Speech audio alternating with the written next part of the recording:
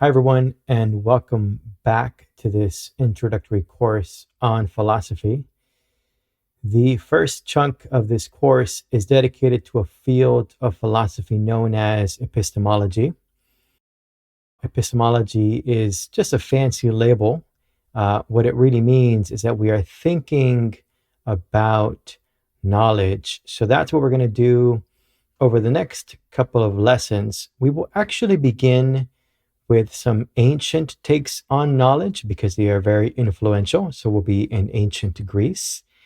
And then we will move into the early modern period. We're talking about 1500, 1600, thereabouts.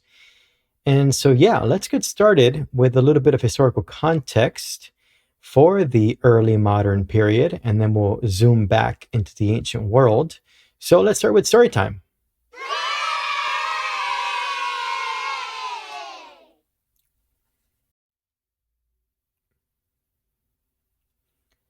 So again, we are looking at the 16th and 17th centuries primarily in this course, but to understand them, we need to do two things. First, you have to understand what's going on in those years.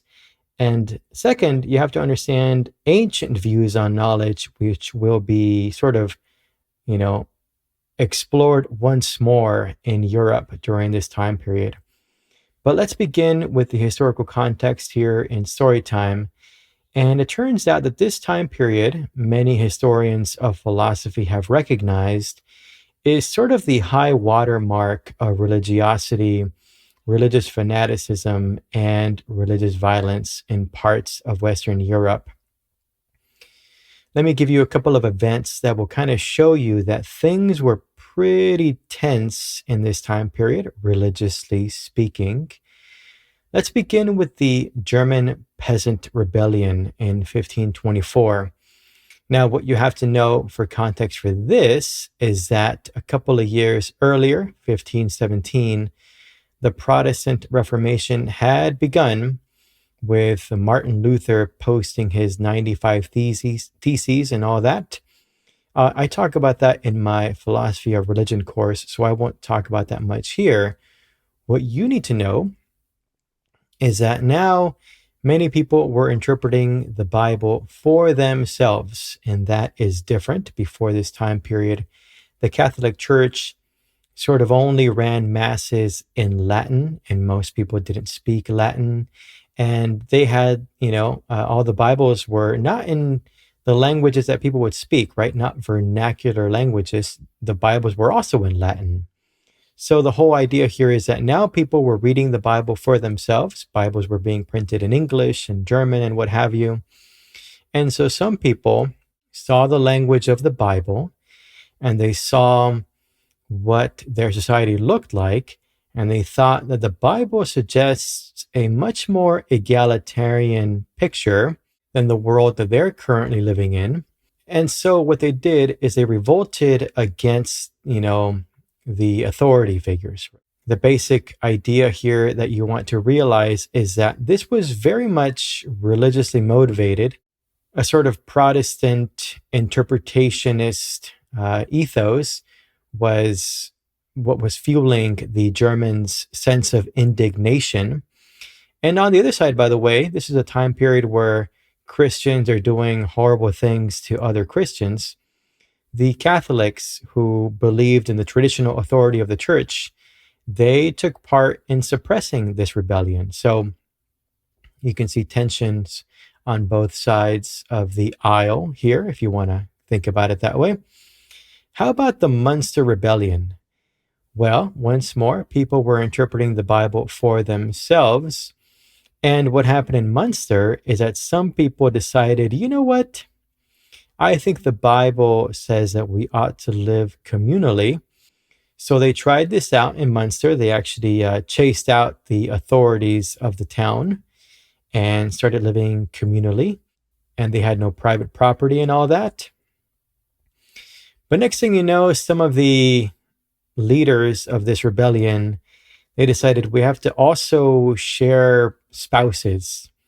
And things got freaky. And, well, the authority figures, the traditional authority figures, they were chased out, but they got some help from neighboring uh, towns and principalities, and they were able to break back into the town of Münster and take control back from these rebellious thinkers. And once again, this was a religiously motivated event. On the one hand, some people were interpreting the Bible in a radically different way. Maybe it's accurate, but it was very different than the way society was at the time.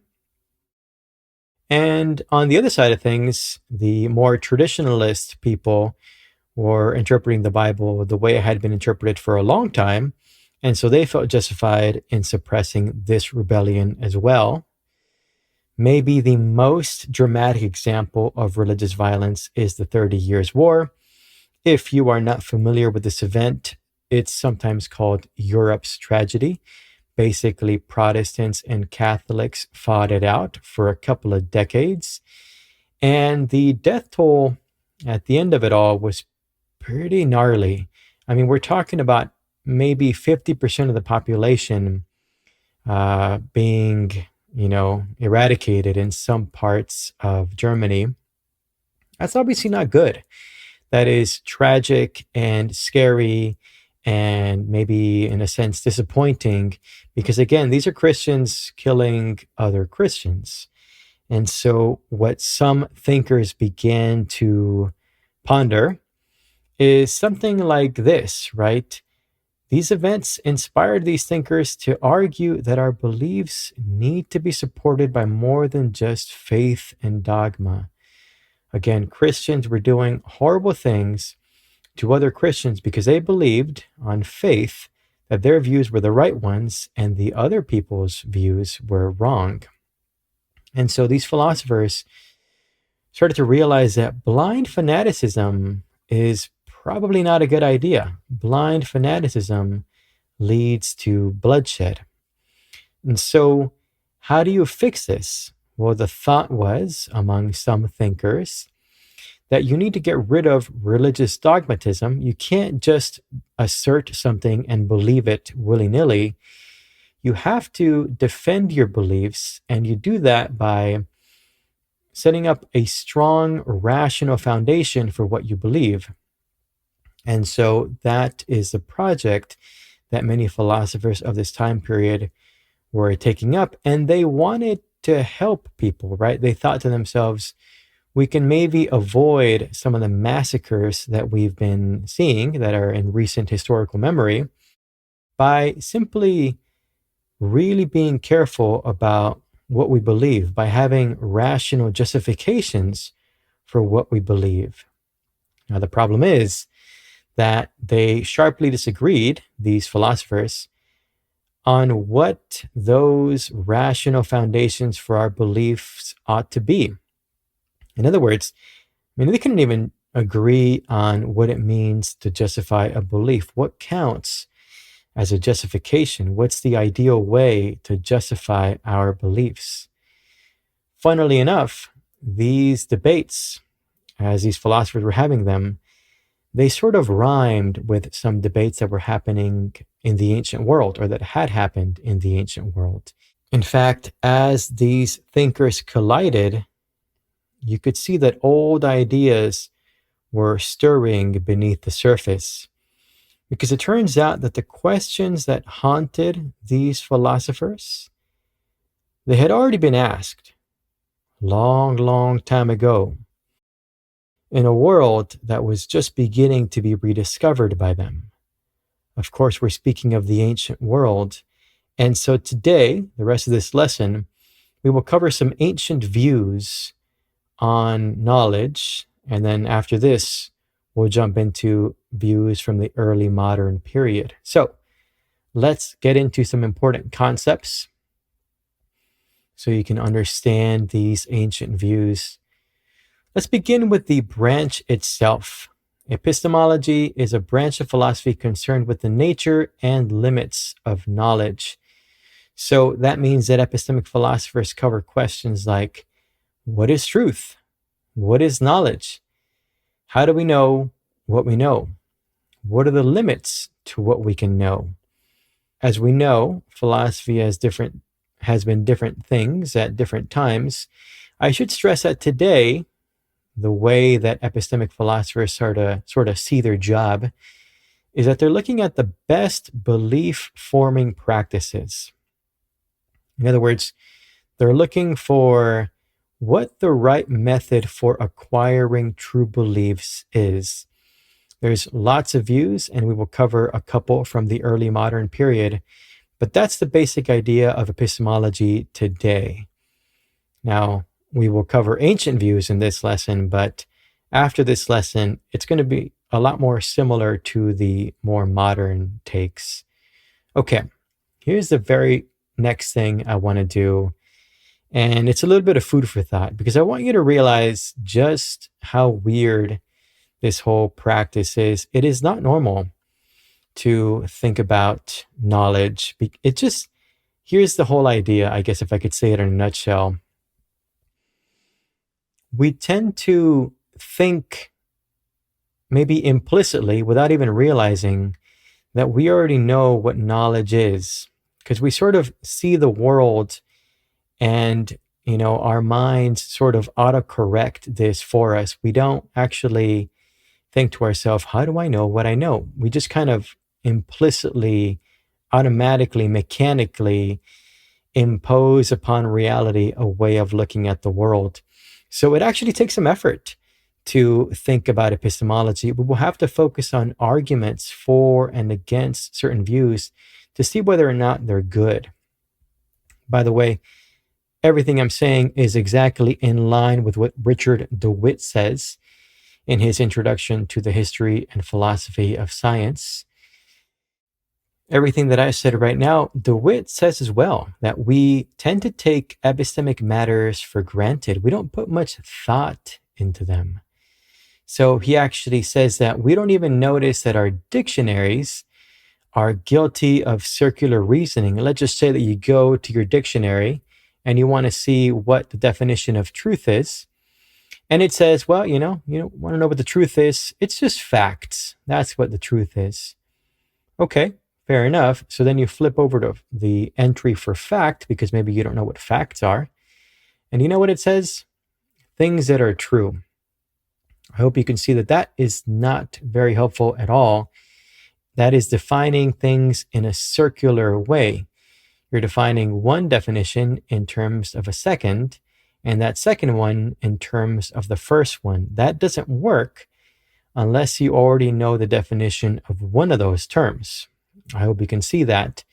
Well, the term knowledge is perhaps even trickier because knowledge assumes that A, you know what truth means, and B, that you have some theory for when a human mind has captured the truth. In other words, when you're thinking about knowledge, you have to explain at least two things. What is truth? And what does it mean for someone to say they know the truth, that they have access to this truth? So we're going to talk about that, and we're going to look at two views on that matter. The first theory that we'll be covering is, again, very old. It's so old, in fact, it comes from Plato. It comes from one of his dialogues, actually. And so we're talking at least 2,300 years ago. Now, let me put an asterisk on this comment real quick. I should say that it is not clear that Plato actually believed this view. Plato is kind of a slippery fish. So let me tell you a little bit about him. Plato is probably Socrates' most famous student. Here we can see Plato at the seat of this bed when Socrates is about to drink the hemlock because he was put to death. Plato, by the way, in this picture should be a young man, but whatever. Let's not talk about that. I'll put a video up so you can kind of see why this image describes or depicts Plato as an older man. He would have been a young man when he was Socrates' student. In any case, Plato wrote in dialogue form. He had little philosophical plays, if you want to put it that way. And it is not exactly clear what he meant by these plays. Was he trying to get you to think about things, not really press any one view upon you, but sort of get you to explore different philosophical ideas? Or was he in fact trying to tell you what he believed, and you actually have to listen to one of the characters to figure out what Plato believed?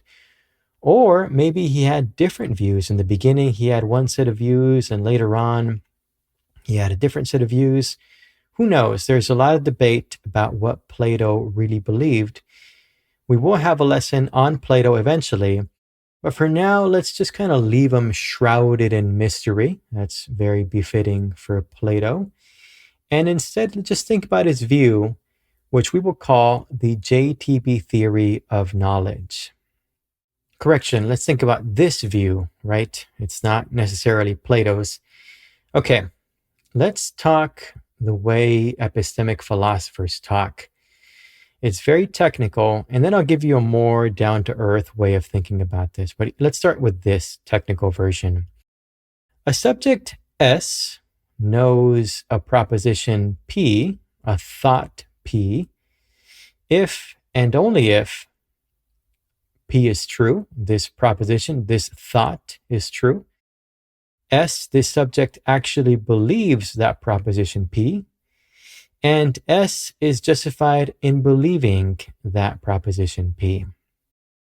Okay, so you can think of this like a list of criteria.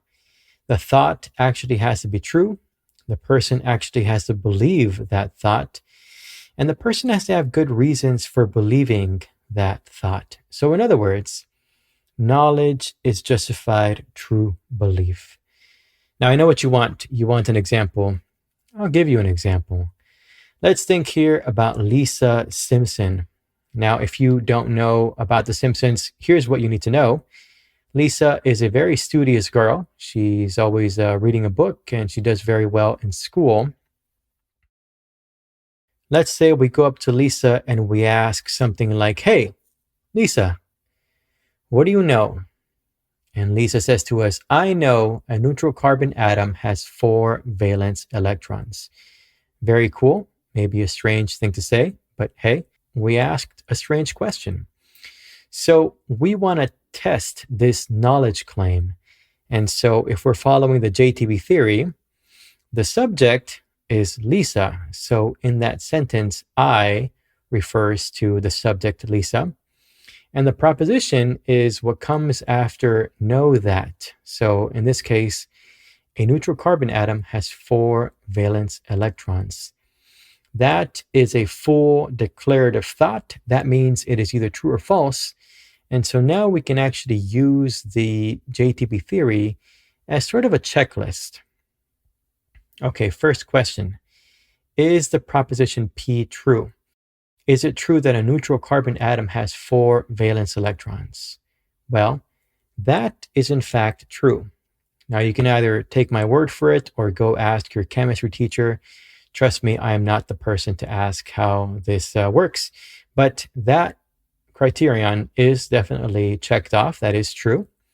What's next? Does S believe P? In other words, does Lisa actually believe the proposition a neutral carbon atom has 4 valence electrons? Well, that is also the case.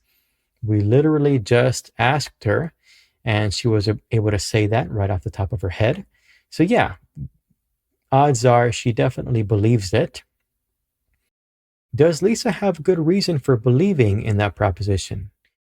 Well, here we would have to say yes. Again, it seems like she probably got it from a textbook or maybe from a reliable chemistry teacher. And so she has good reasons based off the authority of either a text or a person for believing that a neutral carbon atom has 4 valence electrons. In other words, this counts as knowledge, right? This knowledge claim is, if we want to call it valid, right? There is a sense in which we know that Lisa knows this claim. Okay, cool. That's how the JTB theory works. And so far, so good, right? It seems like a good enough theory. Well, let's now think about Lisa's brother, Bart. And we will see that maybe the JTB theory does have something going for it, because if you don't watch The Simpsons, Bart is not very studious, and he's actually famous for getting in trouble a whole lot in school. So let's say that Bart is taking a test, and conveniently for us, the way that the test is phrased is as follows. I know that A, a neutral carbon atom has 5 valence electrons. B, a neutral nitrogen atom has 4 valence electrons. C, a neutral carbon atom has 4 valence electrons. Or D, a neutral hydrogen atom has no valence electrons. Well, Bart has no idea. So what do you do when you don't know the answer? Of course, you pick C, right? So that's exactly what Bart did. He picked C, a neutral carbon atom has 4 valence electrons. And lo and behold, we can sort of treat this like a knowledge claim. Now we're grading his test, and Bart is telling us that he knows C is true. So let's treat it that way. Bart is saying to us, I know that a neutral carbon atom has 4 valence electrons. Okay, so let's bust out the JTB theory and see if this knowledge claim actually counts as knowledge. Bart is now the subject, the proposition is the same, and of course our set of criteria is the same. Is the proposition P true? Well, yeah. It doesn't stop being true just because Bart says it. Does S actually believe P? Does Bart believe that a neutral carbon atom has 4 valence electrons? Probably not, right? He just picked it out of a hat.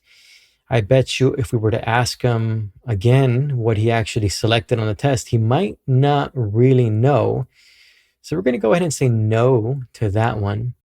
And is Bart justified in believing that proposition? Well, no, it doesn't seem like it, because for starters, he probably doesn't believe it. But secondly, even if he did believe it, even if he did remember that's what he chose, odds are he doesn't have any good explanation for why he believes it. He doesn't remember reading it in a chemistry book. I doubt he ever actually opened his chemistry book. And he wasn't paying much attention to his teacher. So he has no good reason for believing that proposition. Therefore, this is not knowledge. It does not count as a valid knowledge claim.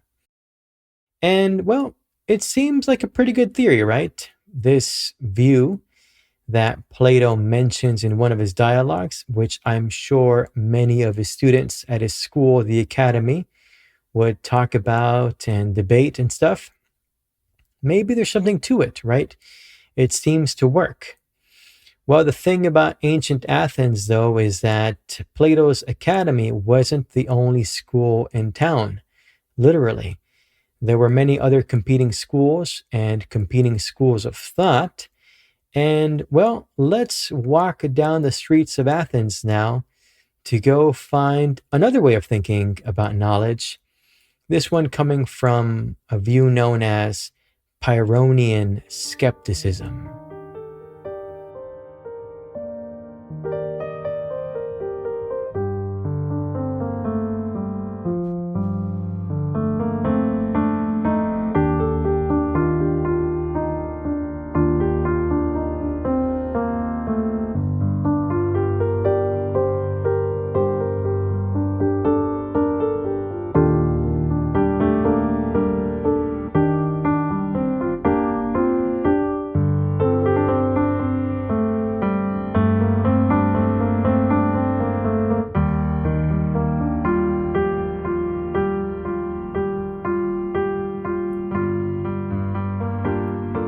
Okay, so we've been walking around the ancient world, and lo and behold, we have found a Pyrrhonian skeptic to chat with.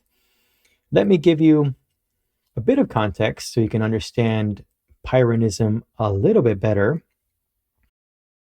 Let's assume that the year is like, we're in the 200s BCE, let's say. So it's about 100 years after Plato first opened his academy. And we are in a time period that is known by historians as the Hellenistic Age. What in the world is the Hellenistic Age? It begins around 323 BCE. That is a day that one of the greatest conquerors of this era dies, Alexander the Great. And this is important because Alexander conquered a whole lot of territory. And once he died, his generals and other people in his court, well, they couldn't keep the empire together. They started fighting with each other.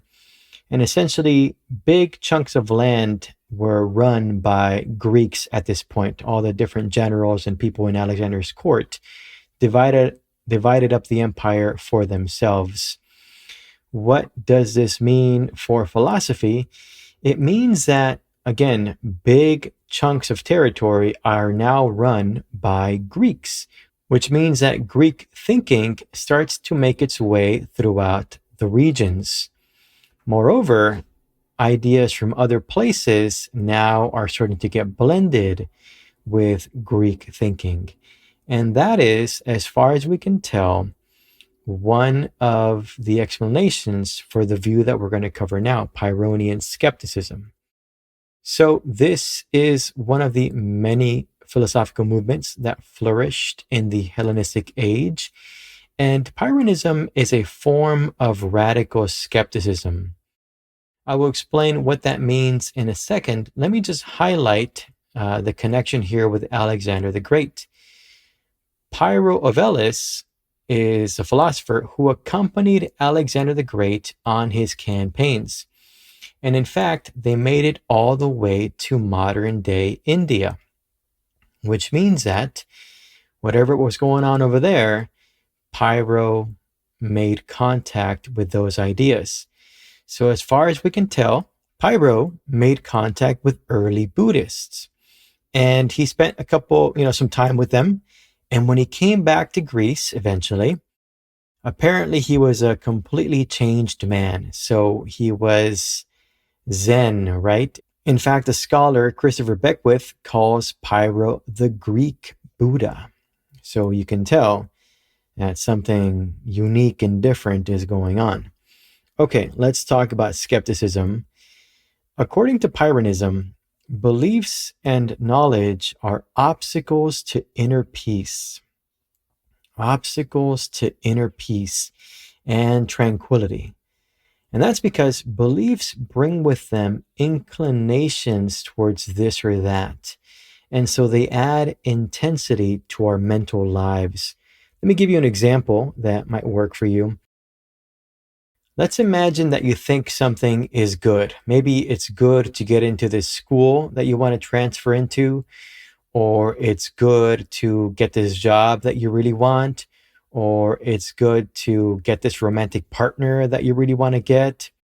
Once you believe that that is good, oh, I should do that, I want that, I should do that, that would be a good thing for me. Once you believe those things, then there's a sort of intensity now. Now there's more of a longing, right? I really need to get into that school. I really want to be with this person. I really want this job. I need this job. And so these are inclinations you want, you desire, you need. But the fact is, you don't always get what you want. You don't even always get what you need, even when those needs are real needs, right? So these beliefs in thinking that something will be good for you are sort of just adding anxiety to your life. So what the Pyrrhonian skeptic says is that maybe you should not have these beliefs. Beliefs are a problem. What you should do is kind of take a big step back and say, I don't know if it would be good to get into this school. It seems that it would be good to get into this school, but I don't know for sure. And as soon as you kind of take that epistemic step back, you feel sort of a total release of the anxiety. It's like, I don't really know. I'm going to try my best. I'm going to do what I can, but it's not clear that I know what's best for me. It seems like it's this, but it might not be. And that is the general idea behind Pyrrhonism. You don't want beliefs. You think you want beliefs. You think you want knowledge, but they're actually just going to be an obstacle to tranquility. Let me give you another example that might help a little bit more. Think about this. It is your belief that you are right that causes you to be rattled whenever someone expresses a belief that is contrary to yours. Just think about that for a second. All of us think our opinions are true. And the more true you think it is, the more likely you are to be rattled when someone says something that isn't what you believe. It's just like, yeah, of course I'm right. So if you are saying something else, A, you're wrong, and B, I gotta show you that you're wrong and that I'm right. There's like this need that people need to believe what you believe. That's what conviction, produces. This sort of like moral necessity to put into other people's heads what you believe. But think about all that anxiety, all that tension, all that hostility. To the contrary, you should try to stop believing that you're always right. Because if you don't believe you are right, you can more easily experience the views of others without being upset. There is that tranquility. Now you can be more zen throughout your day. I hope you can tell that much like Buddhism, Pyrrhonism is a form of philosophical therapy, right? The whole idea here is that you're aiming to eliminate beliefs because beliefs cause distress. And so by ridding yourself of those beliefs, you can achieve what they called ataraxia, undisturbedness, calmness of mind. So the whole idea here, if I could nutshell this for you, is that you want to get rid of any and all beliefs that cause distress. On some takes on Pyrrhonism, some versions of Pyrrhonism, that actually is every belief. You ought to get rid of every single belief so that in that way, there is no possible belief that might cause distress. Then you're on the road to ataraxia. Now, how do you produce this absence of belief, or what the skeptics might call suspension of judgment? Well, there's actually quite a few methods, but the general idea is that you want to argue both for and against a given belief.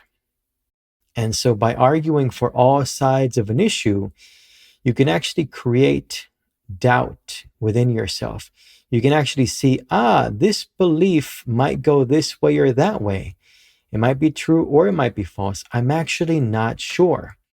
And when you are able to successfully debate or argue for both sides of an issue, you will produce suspension of judgment. It is an outcome of this argumentative process. I hope you can tell that if you were to take Buddhist ideas and transfer them over to Greece, where there is a culture of argumentation, this is sort of like a Greek Buddhism. It's kind of interesting, right? So that's what you get when you take Buddhist ideas to Greece. Okay. Well, I want to give you a more laser-like argument here, because I want you to see that the Pyrrhonian skeptics, they were right there in Athens with Plato and his academy. So it's definitely the case that some skeptics at some point argued with some people from Plato's academy. What sorts of arguments might have they produced to argue against something like the JTB theory of knowledge? Hey, maybe Plato didn't believe the JTB theory, but maybe some of his students did. So I suspect, as do other scholars, that the skeptics argued against the Platonists at some point. I think one of the arguments that they used is the regress argument. So I will produce this argument for you in a second, but the general idea is to take the very definition of knowledge that Plato gives us and turn it against itself. So let's take a look at that now. Let's do the same thing that we did earlier. Let's cover the argument in the abstract, the view in the abstract, and then I'll give you an example. So here is the first premise of this argument. In order to be justified in believing something, you must have good reasons for believing it. Notice that this is pretty much just the definition of the JTB theory of knowledge. It says, yeah, you need good reasons for something to count as a justified belief, right? So that's all that this really is. Essentially, premise one is stating the JTB theory of knowledge. But then premise two points something else out. Good reasons for a belief are themselves justified beliefs. In other words, if you believe something, you need reasons for that belief, right? Well, those reasons for that belief are themselves beliefs that you've somehow justified. So you support beliefs by other beliefs, or more accurately, you support justified beliefs with other justified beliefs. You believe one knowledge claim on account of other knowledge claims. Okay, well, so far so good, I guess. That means that, the skeptic says, in order to justifiably believe something, you must believe it on the basis of an infinite amount of good reasons. Why is that? Well, to believe a knowledge claim, you need to support it with other knowledge claims, and you need to support those other knowledge claims with still other knowledge claims, and then more knowledge claims to support the reasons for the reasons of the reasons.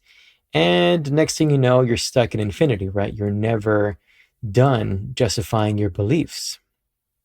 Well, obviously, no human can have an infinite amount of good reasons, an infinite amount of justified beliefs. It's just not possible. And therefore, you can't have justified beliefs, right? Not fully justified beliefs. Obviously, again, the JTB theory of knowledge says that knowledge just is justified true belief. And so, according to this skeptical argument, knowledge is impossible. Let me say two things here before I move on. I mean, we'll go over the argument in more detail, but number one is, if you already kind of understand this, you're seeing that they took the definition of JTB theory of knowledge, and they said, by your own view, you can never fully justify a belief, which means you can never truly attain knowledge, right? So one way of looking at this is that this is sort of a brilliant argument by the skeptics to sort of say, you know, I'm just using your own weapons against you, and it works. So that's one take you can, have, maybe a more pro-skeptic take. It doesn't necessarily mean that no theory of knowledge works. It just means that this theory of knowledge wasn't as good as we initially thought. You don't have to be a full-blown skeptic to accept this. It's just accepting that the skeptics make a good point against this JTB theory. Okay, that's one take. Here's a second take. Maybe you hate this argument. You're like, these skeptics are out of control. What are you talking about? That is nuts.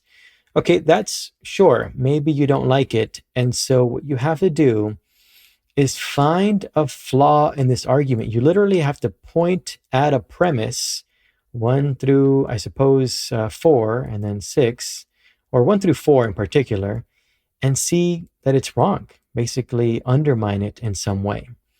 So that is your task if you hate this argument and are not currently on the side of the skeptics. Those are your two takes that you can have so far. Okay. Well, let's give another example of this argument in practice, or let's give a first example of this argument in practice so you can see how it works, and then maybe you can decide whether you like it or not. Consider a belief. Let's just say the belief that, how about a belief that my wallet is at home, right? So I'm having this thought. I forgot my wallet. I must have left it at home. So I know that my wallet is at home. I'm sitting on campus having this thought, this belief. Okay, is that knowledge?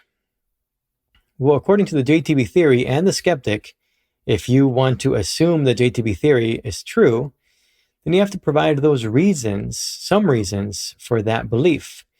So I'll give some reasons right now. Okay, what do I got? Here's the first one. I have a memory of where I left my wallet last, and that happens to be at home. So my memory says that my belief that my wallet is at home is accurate. All right, here's another reason. I think it's at home because in the past, when I've left it at home, people that have access to my house tell me if they're in my house and have picked up my wallet to take it to me. So this is actually a true story. One time my wife brought my wallet to me at my place of work because, hey, the absent-minded philosopher, right? That's what I am. So I left my wallet. She texts me, hey, I'm going to take your wallet to you. And presso pasta, my wallet was suddenly on campus. Okay, but I don't believe she's done that because she hasn't texted me to tell me. And what's another belief that might support this? Oh, here's one. I don't believe anyone's broken into my house to steal my wallet because I have cameras all over the place and my alarm hasn't sounded or anything. So I believe my wallet is at home. Awesome. Okay. Well, let's take that last one, that no one's broken into my house. I need to give reasons for that belief too, because that itself is a knowledge claim. Yeah, you see? And so I have to give some reasons for that. And I don't know what reasons I'm going to give, because it might be that the Wi-Fi is down or whatever, and so the alarm doesn't work. I'm not even sure that's how alarms work. So that's, I got to give reasons for that belief. I got to give reasons for why, my wife would definitely text me if she took my wallet so she can take it to work for me. So I have to give another set of reasons for the second reason I gave. And then I have to also give reasons for the first reason I gave. So I have to give reasons for my belief. And those are themselves knowledge claims. So I need to give reasons for those too. Okay, so I start giving reasons for that, and that explosion of beliefs. That is how the regress argument works. It's just, how do you stop that, right? How do you stop justifying your knowledge claims if every knowledge claim has to be justified? Okay. So this is a debate that was probably had by Platonists and skeptics. And one prominent Platonist or skeptic, named Agrippa, basically summarizes for us how this conversation might go between the skeptic and the Platonist. Now, again, Agrippa is a skeptic. He's saying, yeah, knowledge is impossible. So he's going to give us the three ways that a Platonist might respond, and he's going to say none of them work. Okay, here's the first thing that a Platonist might say, someone trying to defend the JTB theory of knowledge. Agrippa says, well, you can start providing justifications, but you're never going to finish, because a skeptic can always ask for reasons for whatever the last set of reasons you gave, right? So they basically can keep asking, and why this? And why do you believe that? And why do you believe this? And so that will never end. So that route won't work. Agrippa says that the JTB theory advocate could also say, hey, you know what? Some things don't need further justification. But isn't that exactly going against their view? They say knowledge is justified true belief, justified being the key word there. And so now you're saying, well, I don't need to give justifications for some things. Well, that would be a dogma. And by your own view, says Agrippa, that's not okay. You need to give reasons for your beliefs. Okay. A third option, if you want to defend the JTB theory, maybe you could try to assume what you were trying to prove. you can say, well, I mean, obviously my, wallet is at home. So therefore my wallet is at home. That, to be honest, that does justify the belief in a weird way, but that is circular, right? We've already seen the problem with circular beliefs.